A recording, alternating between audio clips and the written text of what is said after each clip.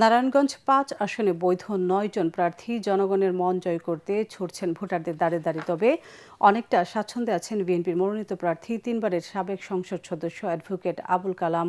তাকে টেক্কা দিতে নির্বাচনী মাঠে শক্ত অবস্থানে আছে জামাতে ইসলামের নেতৃত্বে গঠিত ১০ দলীয় জোটের সিরাজুল মামুন। মনির হোসেন তপুর রিপোর্ট। ভূমিকম্প সহনীয় মোস্ট ডিউরেবল দেশের প্রথম Thermex rod Salam steel. Salam steel বোঝে durability. Salam steel most durable still.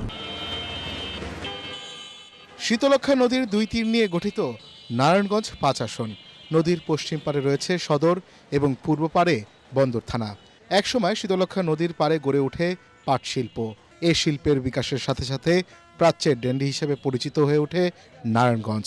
এবারের ত্রয়োদশ জাতীয় সংসদ নির্বাচনে ৪,৮৫,০০০ ভোটার তাদের জনপ্রতিনিধি নির্বাচন করবেন। এবারের নির্বাচনে বিভিন্ন দল এবং স্বতন্ত্র প্রার্থী হিসেবে ৯ জন প্রতিদ্বন্দ্বিতা করছেন।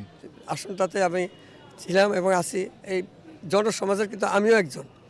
এই সমাজ যা দুর্ভোগ করছে তার মধ্যে আমিও একজন এই দুর্ভোগের সাথী।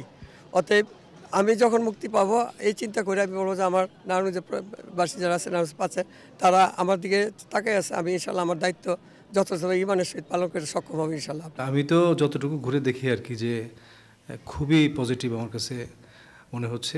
তবে কেউ প্রকাশ্যে কেউ অপ্রকাশ্যে পুরো জাতির একটা বড় অংশই কিন্তু এই পুরনো যে অবস্থাটা তারা চাচ্ছে না।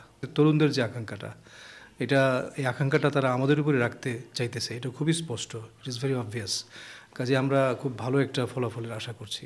আলোচিত এই আসন থেকে ইসলামী আন্দোলন বাংলাদেশ, সিপিবি, গণসংহতি আন্দোলন, বাসদ, গণ অধিকার থেকেও প্রার্থীরা প্রতিদ্বন্দ্বিতা করছেন। মনির হোসেন তপু, এটিএন বাংলা, নারায়ণগঞ্জ।